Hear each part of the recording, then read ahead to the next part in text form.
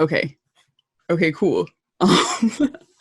Um, do I do like an introduction and say like hello? I mean, for the record, I guess. Hi. So we're here. My name is Deja, and this is, if you want to say your name. My name is SJ. Hello, my name is Amazing. SJ Anderson. Yeah. Amazing. It's Saturday. Well, I'm on the East Coast. It's Saturday, March 20. It's 4:27 p.m.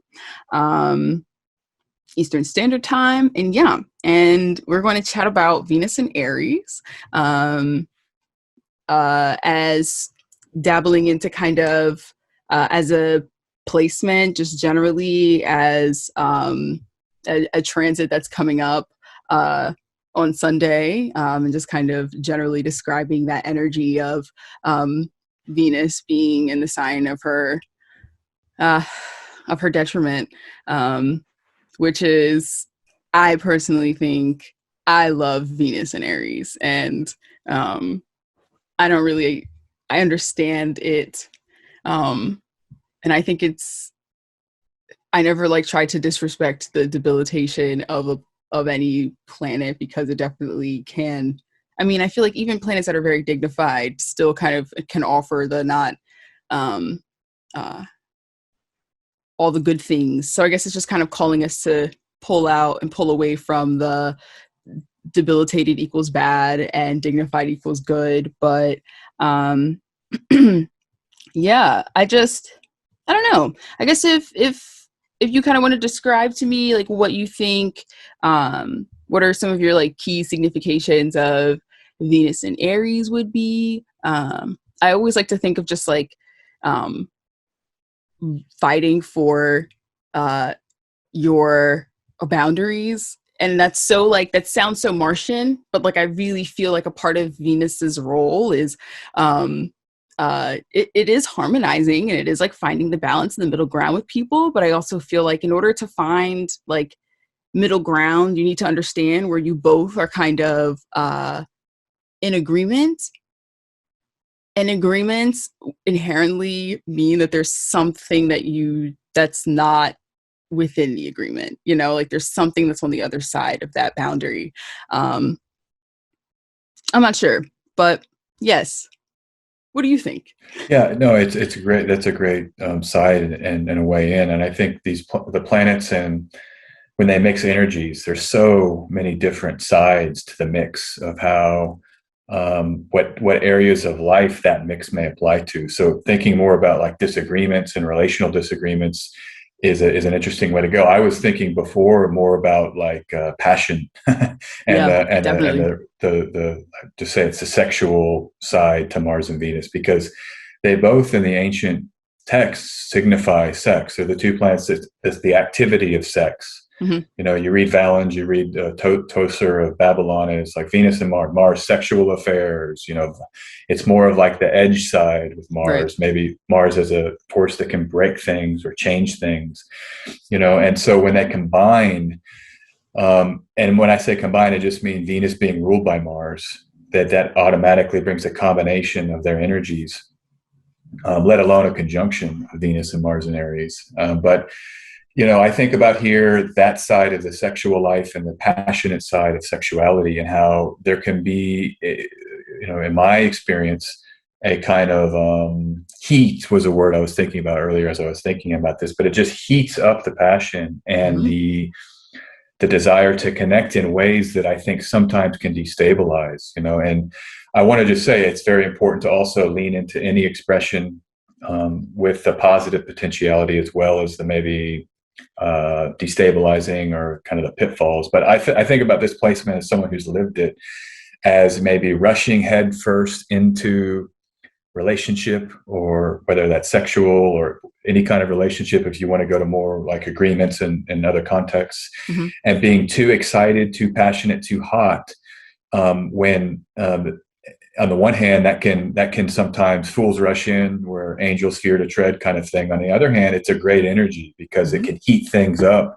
You know, Venus, and Aries folks, I think, have a lust for life that is can be intoxicating. Hmm.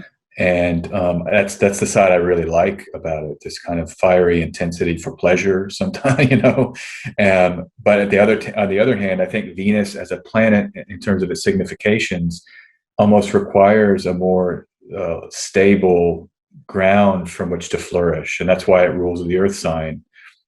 Taurus, we're flanked about flowers. They grow slowly. It takes time. They have to be watered and have to have a soil and a bed in the garden. Mars isn't as much about that. So it's kind of trying to thread that needle. How do you bring passion into life in a way that doesn't tip the glass over, so to speak? And that's to me, that's the kind of the essential part of the Venus Aries, or Venus ruled by particularly the fire sign Mars in Aries. So I don't know. What do you think about that? I mean, I don't want to get too. I got all kinds of stories, but we don't have to go. Yeah, we don't have to go there. But just to say, I have the placement. Just if anybody, just to be clear, right. Yeah. This is my placement. Venus and Aries. So. For sure. Yeah. No. I love everything that you said. I also really kind of appreciated. It's kind of like the speed is a little different in terms of just like in life and how Mars and Venus kind of approach, especially within Aries. And I love how you brought up Venus having rulership over Taurus, and just that need for kind of stability in a way, and a sense of like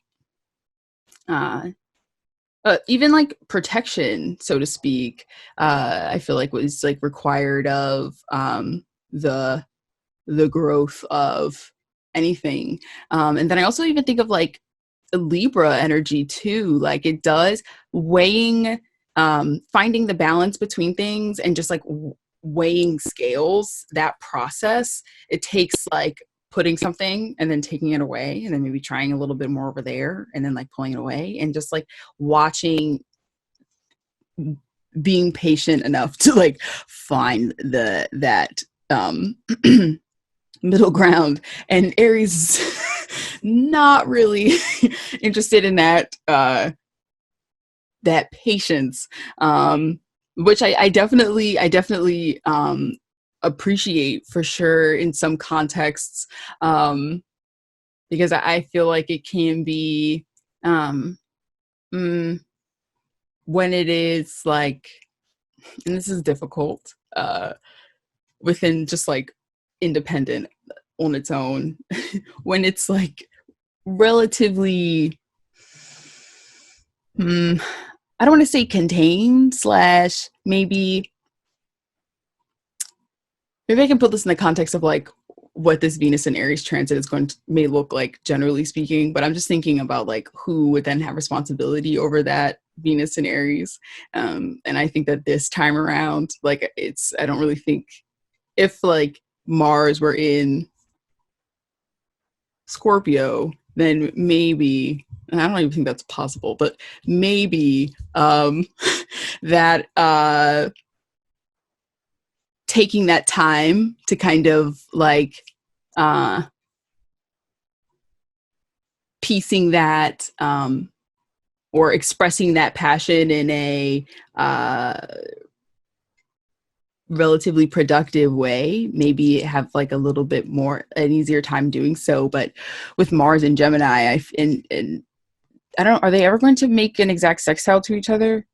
I'm not sure. Venus and Aries with Mars and Gemini do form an exact sextile, yes, because Mars will be in Gemini for all of the sun's transit and all of Venus's transit through the sign. So yeah, they'll make a sextile there. Yeah, I think this is going to be a fun time. I think this is going to be crazy. It's going to be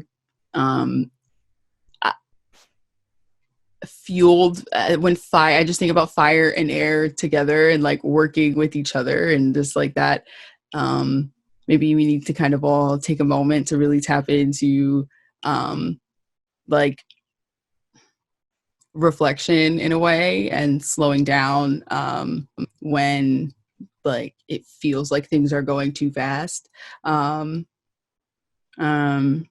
Yeah, because I don't know. I just think about like, this is not like technical by any means, but I just think about Aries and Gemini, and I the turnover is really, really quick in both of those spaces. The Aries, maybe that it's like the passion is can get really fired up really, really fast, and as you're saying, getting really hot, and the spirits are really raised. And everybody's like, yeah. And then Gemini is like, this idea, this idea, this idea. And everybody's like, oh my God. It can be slightly chaotic, for sure. But maybe it'll be kind of refreshing from what we experienced for the past couple of months. And those were, especially like February and March was very like fixed and tough. So I don't know. I think well, I don't think problems are going anywhere, or issues, conflicts, whatever. They're not going anywhere. It's just like I feel like they may be expressed a little bit more pew pew-y this time around. Yeah, I think it'll be interesting to kind of to work with, and figuring out like when to dial down, when to dial up, when we need to kind of like pull in that passion, and maybe even like respecting that in a way, and like being able to like respect the fact that it's like this thing brings me joy, and kind of just having that decisiveness with Venus and Aries being in a cardinal sign, like just being like, nope, this is what I need. This, and then these values, maybe even with, sorry to just toss all this in there. Go ahead. No, it's great. Yeah. With the Kazemi being like, this has got to go. Like, nope, don't like that anymore. Gotta get out of that. Like, and really having a moment to really like, and really, really, really, really like reframing that in a way. Yeah, it's interesting too, because this isn't the Venus retrograde in Gemini Venus cycle, but it's interesting because like the last year when Venus was retrograde, it was in Gemini, and now it's just switched with Venus being in Aries and Mars being in Gem. But that's just like my own little, oh wow, that's cool. Probably has no actual meaningful significance, but yeah. I think I know that's actually a great point, actually, that the Mars is there because, any transit that someone experienced with Venus retrograde, that's a sector of the chart that last year maybe there was relational look backs related to the Gemini sector. And now that Venus is being ruled by Mars while Mars is there, I'm thinking there might be lessons to apply or action to move into related to that Venus story and that Gemini story. Certainly. So no, to me, that's very astute.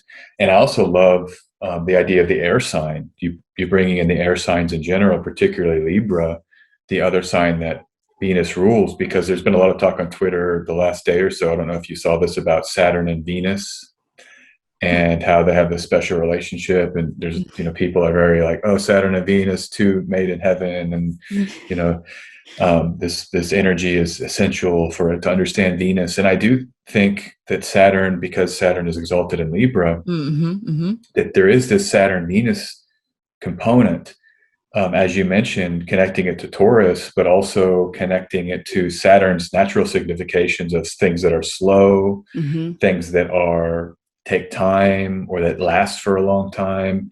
So there's this kind of settlement and stability with Saturn that Venus, I think, benefits from greatly.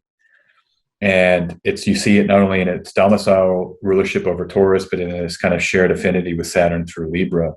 And this is the key. I like, as you were saying there, I mean, I think these are the kind of questions that Venus and Aries will challenge. This is the kind of areas we'll get challenged on, like how good are our relational structures and boundaries, just what you were saying at the beginning, Mm-hmm. because it might get so hot and passionate that we're, do I violate that? Do I, or do I stay contained Right. and settled in that Saturn and that protection of that Venusian kind of stability? And this is kind of the rub, as we say. This is the kind of heart of the matter, I think. So really cool that you brought all those things up. Wow, I'm excited about that side of it. And I didn't even. This is what happens when you start talking to another person, right? Right. Right.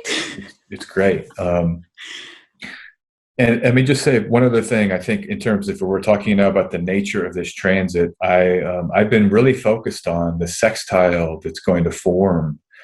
There'll be a moment here, the new moon in Aries coming up in April, where all 7 traditional planets will assume a sextile or trine relationship. Oh, And so it's the Gemini, Aries, wow. Aquarius Wow. Yeah. energy. Oh my God. So all those Aries risings or day sex signs that are rising, you're going to get some cool houses activated through some really sweet aspect relationships. I think it's one of the best opportunities this spring, actually, because after this, Mars gets quite worse. It's going to go to Cancer, then Yeah. opposite Saturn and Leo, quite Yeah. worse in terms of its condition. Right. And this is some of the best Mars that we're going to have now. Then we'll have eclipse season, and Yeah. that, all of that. And so we're getting into this pocket here, to me, with the benefic Venus with the Sun, the benefic Jupiter overcoming that from that conjunction from Aquarius, Right. and then Mars in the sextile ruling Aries. It's really, I think, potent for movement ahead. And so I'm excited. I'm really, really excited. And it's good to keep in mind, though, this idea of boundaries, getting too hot and not letting that just go wild. The lust for life, there's a morning after, was the phrase I was thinking. There's a morning after, and we have to keep in mind, how do we want that morning after to be, so anyhow, yeah, it's beautiful. I love this. Yeah. Yeah. No, I everything you said, I didn't even realize that, and I just feel like that's, oh, you're right. Like, it is a moment for change and for kind of like getting to that next, like pushing to that next point that we kind of needed to be pushed to, in a way. I just continue to think about everything in Aquarius, and how there's just, I just have really thought of that Feb 11 day as that moment where like everything was like, okay, we need to do a lot of thinking. And I'm really glad that you brought all of those textiles up, because I think that it's really going to offer us that moment to, like, we've been kind of in that like Piscean, relatively funky space, and now we're kind of getting to a point where we're actually like doing some actual moves, in a way. Maybe they're a little bit more outward, and maybe we're able to like express them a bit easier, because that, oh my God, Feb 11, I just felt like I was so in my brain. Like February was just, it was painful. And yeah, wait, and Mercury's in Pisces right now. And then when does Mercury ingress into Aries? That's relatively soon. For April. And that's that sweet spot too, because now it's a mutual reception with Mars, and it takes the domicile tree. Saturn now is not the sole dispositor. We have this mutual reception, this kind of two-headed rulership with Mercury and Mars. And what you were saying earlier, I mean, all this stuff going outward, now using and kind of getting into our power here a little bit.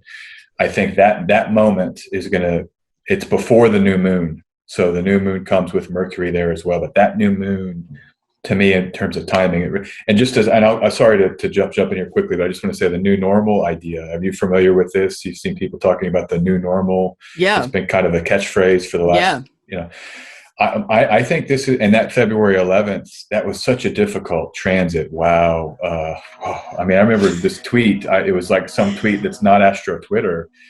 it's like, this is the toughest day since March 2020. Isn't it? Why? And there was like thousands and hundreds of thousands, like, me too, me too, me too.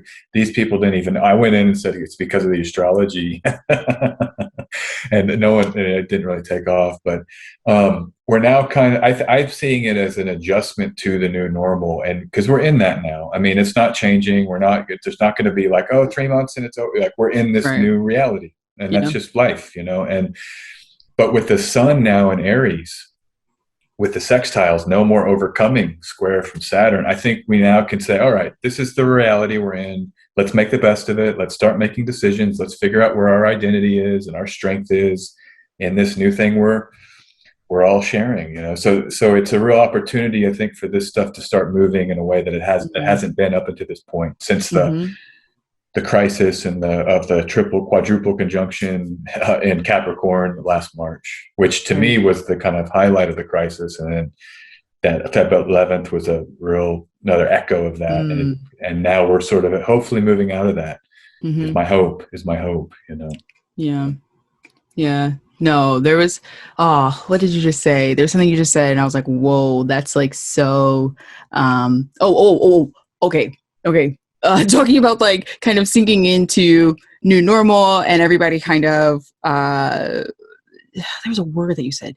But also I always forget that the sun being exalted in Aries is also going to kind of like, really help us out in a way and really kind of, I don't know. I feel like it's just, I posted today on Insta and everywhere. I wrote, let me backtrack to yesterday. I started singing the song Unwritten by Natasha Bedingfield. Are you familiar with it? No, but I want to listen to it now. I'm curious now. It's so, I'm sure you may have heard it, like just some floating. It's like one of those very like, it's a pretty like, I don't know. It's I don't know. It's so cute. But anyway, she's just talking essentially about like, how like her life is unwritten and she has to open up the dirty window to let the sun illuminate the words that you cannot find, reaching for something in the distance, something that's so close you can almost taste it. And then she goes into like, release your inhibitions, feel the rain on your skin. Anyway, I like broke down yesterday. I don't know why. It was just, it spoke to me so deeply. And I was like, I don't know why. And I was talking, to my boyfriend Gabe about it, and I was just like, I keep singing this song, and it's just making me cry every time I see the lyrics to myself. It just makes me cry. And he's like, that's a really good Sun in Aries song, and I was like, oh my God, you're right. And I wrote this whole thing, and I like broke down the lyrics, and I was like, this is what we are being called to kind of welcome into right now, a space where, or a time period where we kind of have to like become okay with doing what we need to do, in order to not even settle in. Settling in isn't the word. It's kind of like working with where we are, but taking it to that next level of like maybe actualization and feeling like we have the power to work with the circumstances that we're given, maybe in a way. But no, yeah, I'm just so like, it is going to be a very sweet time. I think it is. I think it's going to be really nice, and I'm really kind of ready for a good reset moment, and getting things fired up and moving again. But yeah. It's exact. I see it as more a stopping point here. It's because we're still in Saturn's land, and Saturn comes back to assert itself quite strong when Mars will be in fall, and this kind of dissipates. This energy sort of goes away, and we're going to have to confront Saturn in the fall. So that's my mind as well. When Mars will join the Sun in October in Libra. So it's this and that's where the outer conjunction of Mars and the Sun will be in Libra, but the outer conjunction of Venus and the Sun is in Aries. So there's this Libra, and they're both in exile or Mm-hmm. detriment in those signs. So Mm-hmm. this conversation we're having, and it'll be interesting because there's a whole nother side to this of what about Mars in Libra, and Yeah. exploring that. It's a whole different, uh, it's similar, but we now have to focus on what's Mars and then the limits there and how that goes. So I see this as a real sweet spot, a real nice opportunity, but it's kind of going to climax into eclipse season, and then we're going to kind of roll into Jupiter and Pisces. Obviously, is going to be a Yeah. whole thing, Ah, but then we kind of roll back a little bit, and yeah. and so it'll be interesting to me. I'll be watching like what the world looks like this summer, and with all the stuff going on. Obviously, it doesn't have to focus on politics and news as much, but that's of course so much of what's out there. Yeah. But I'm just trying to say, yeah, that's I'm with you. I feel this is a pocket where we can either move forward a little bit, get going somehow, use the Mercury and Mars, which you see in a lot of older text, is like planning for military planning. But Mm-hmm. if you just think of life as a war, right, and we're all soldiers, which is maybe I'm so Mars heavy, but No, I we're understand.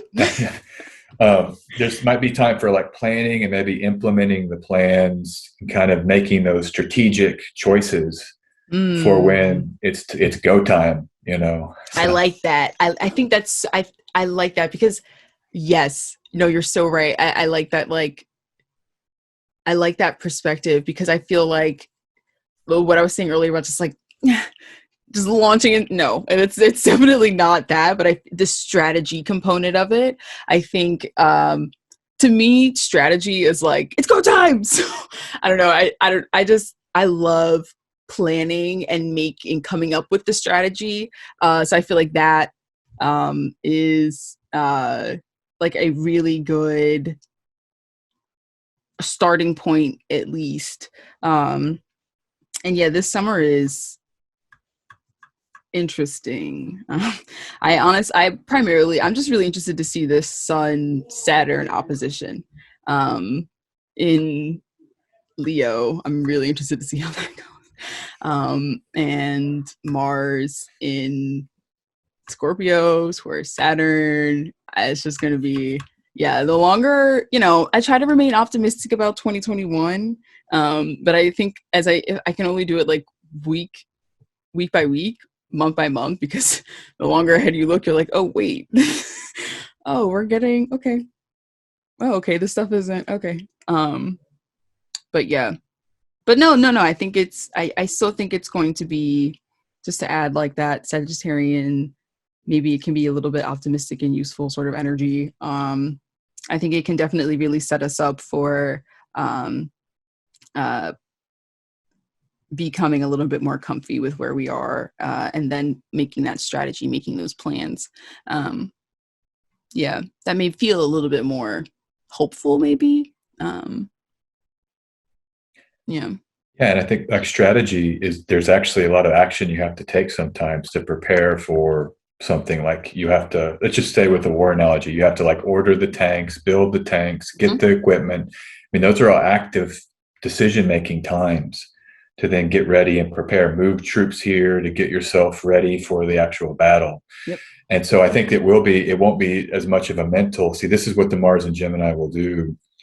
It's actually not so much as a mental strategizing, but actually action that is coming from a place of Mm. having strategized and then doing the actions to support that. The planning is Mm-hmm. was how I would think about it. Mm-hmm.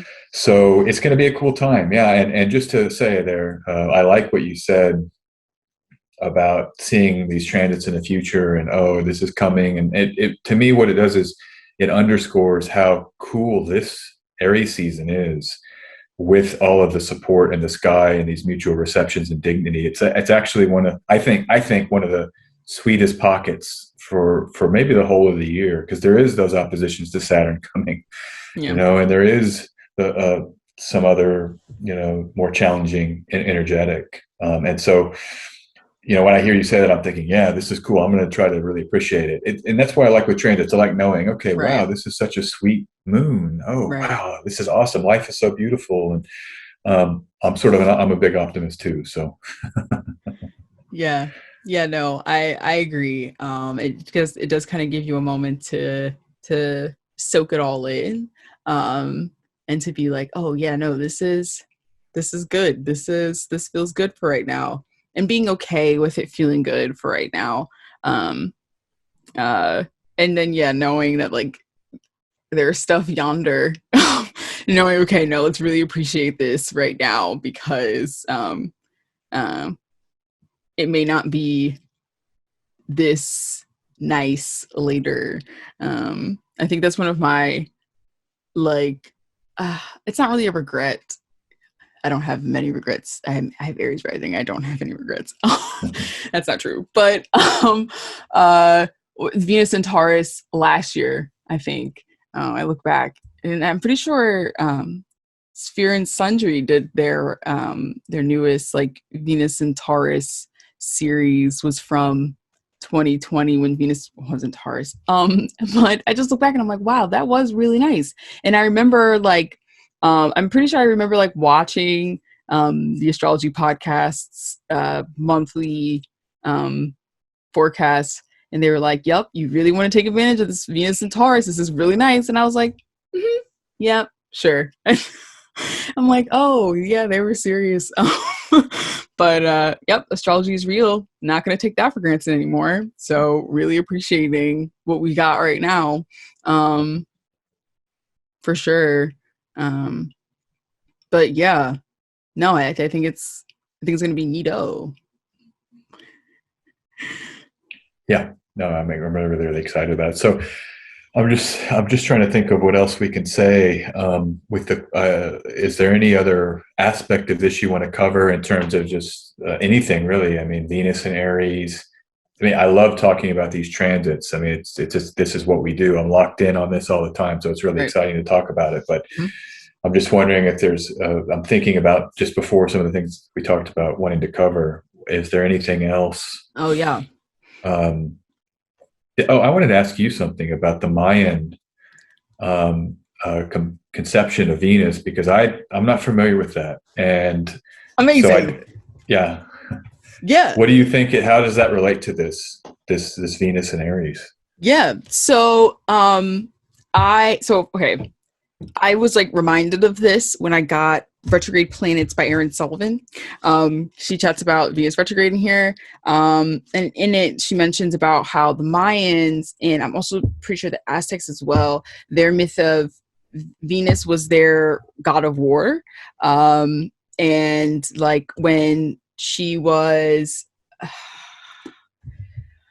during her Venus retrograde cycle, um, before when she was an evening star, that's when they were like planning to go to war, and then I forget like the exact details, but they essentially like uh, matched up their war strategy to the Venus retrograde cycle, and then when she would then become a morning star again, and then that's when they consider that like her rebirth, and then I'm pretty sure would like go out and attack. And I thought, and when I read that, I thought about just Venus and Aries. That's the first thing that came to my mind because they like war is really like intense and it's deadly. It's all about like it's combat, you know. That's no joke. And I feel like it was just like this inspiring time, kind of. Yeah, inspiring time where people like they needed to rally the troops to like get together to then go and fight and get everybody like ah. And I was like, wow, that I feel like that's kind of similar to that Venus and Aries energy that may be very much like um I just not it's not really willing to go.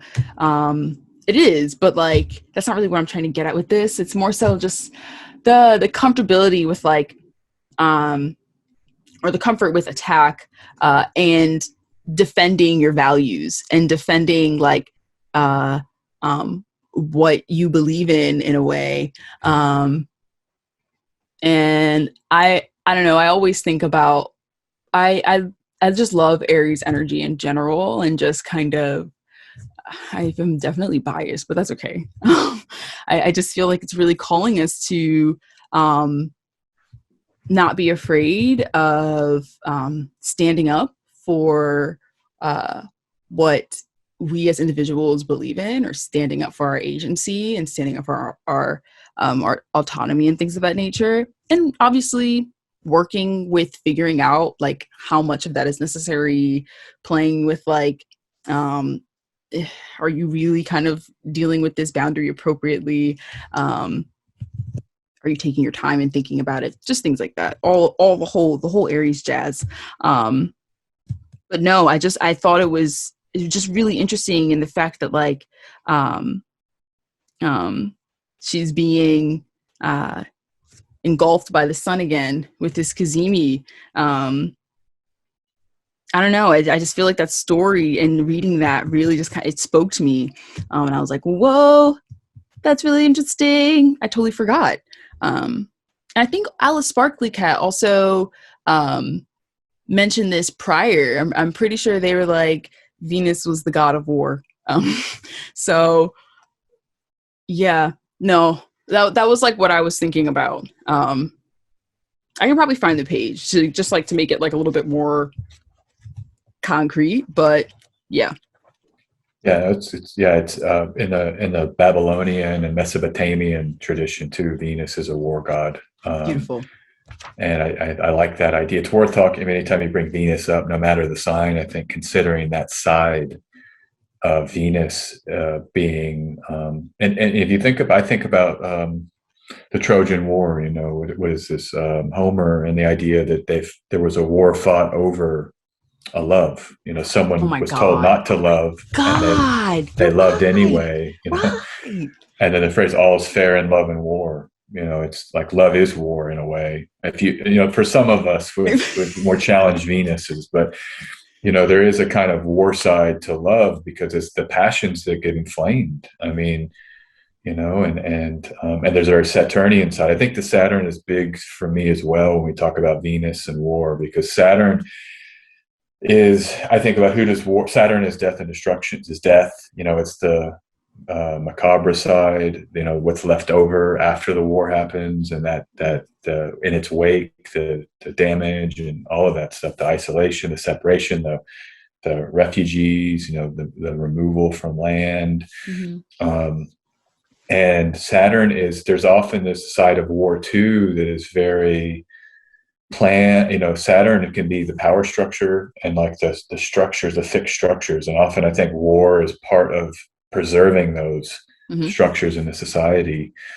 And so you see that Venus and Saturn working together in that sense, you know, Venus going to war and maybe even igniting passions to kind of cause war to be justified, mm-hmm. but in service of this kind of structure of this Saturn. So those are some thoughts I have about that. And I do think, anyhow, yeah, having Venus and Aries, setting all that aside, it's just Venus, the planet of relationship and emotional. I think about pleasure, feeling good, and then Mars, the planet of war. If we look at maybe the Hellenistic texts and you combine those, it's like the warrior goddess. You know, I've seen this actually with some folks with that Venus Mars conjunction that can be some of these like warrior goddess characters you see in literature. I'm trying to think some of the movies that have come out. I guess Wonder Woman is kind of might embody that. Yeah. But there's another one. What's the one? When I was growing up, there was this TV show with like Xena or something, and it was like this warrior, or Lena, or I can't remember it, but this idea of a warrior god, a goddess energy kind of right. warring and actually in combat. Right. I think that's and one other thing I'll say is that I think about the idea of like defending the home, mm-hmm. you know, or defending the nest. You see in nature a lot of times you have the chicks. I just saw a video with a snake coming into this area where the chicks were. Mm-hmm. Did you see that on Twitter today? And then mm-hmm. it was funny. It was like, you know, the men are bad meme. And it was like, it showed the cock that he just left as soon as the snake arrived. I'm crying. And then it was the hen was there only trying to fight the Oh, snake's incursion. And it was a short clip, so I don't know what happened, but right. the chicks kind of left, and then it didn't see if the snake came back around. But there was something there, I think, important for this conversation. But yeah, defending your home, Venus ruling Taurus, but you would have to defend that sometimes to Mm-hmm. protect that space, Mm-hmm. the children, so that they're safe to learn. So I think that's somewhere where the motivation may come for the Mm-hmm. warfare side of Venus, and Mm-hmm. the defense side, and the kind of violent, let's say violent side potentially, is defense of the home. So Mm-hmm. um, anyhow, just some thoughts there. It's interesting to explore for sure. Yeah. It's interesting. Yeah. Yeah. No, I loved everything that you said. For sure. Uh, it, it's interesting that we kind of, don't, mm, sometimes like conceptualizing, um, like sharing love and appreciation, um, is usually like through the lens of, mm, having good conversations or enjoying just things that, like, as you said, things that bring you pleasure and bring you joy, but also just kind of finding that sense of fulfillment and value in protection and in kind of enforcing that. um, and I love Venus and Saturn are, they really are best pals. Um, they really are, and they really help each other out. Like Saturn can be mean. Venus makes it a little nicer sometimes, and sometimes you need like these, having these boundaries being made. They're finding cohesion within those boundaries. Within the people that fall within those boundaries is, necessary and very, very crucial. Yeah, no, yeah, I'm definitely going to keep an eye on that Sun Mars conjunction in Libra in the fall. I didn't even. Mm. And it's going to be really interesting to compare this to that. Um, it's really, and also they both coming off out of retrograde periods too. So yeah, yeah. Yeah, and that's what, I guess, when the retrograde period ends. Um, Actually, I think it's different with Venus and Mars. With Mars, it's the opposition is the retrograde, and then the Sun slowly catches up Mm-hmm. to Mars. And with Venus, it's the retrograde that where the rebirth happens. So it's that inferior conjunction where, that's my understanding, is that it's the retrograde inferior conjunction that's the birth of the cycle. Mm-hmm. And then you have the morning star. It sounds like this is what the Mayans, that's where you Yeah. go out, and then it comes in the inferior conjunction. Mm-hmm. And now we're getting that night Venus. You think about the analogy of it's the nighttime of life, and it's beautiful. It's one of my favorite things to witness in the night Yep. sky. Yeah. And then it goes into, dies and goes into the underworld. Yep. So I think we're in a phase, if we just want to look at it that way, where we're maybe putting to bed some things with the Venus cycle. Mm-hmm. There may be, thinking about last May, I believe, when the inferior conjunction happened, what was born relationally. And it's funny because that's when we have this the new normal, to go back to that, with how we're having a lot of relationships online now. Mm-hmm. I think this is a birth. Maybe this is part of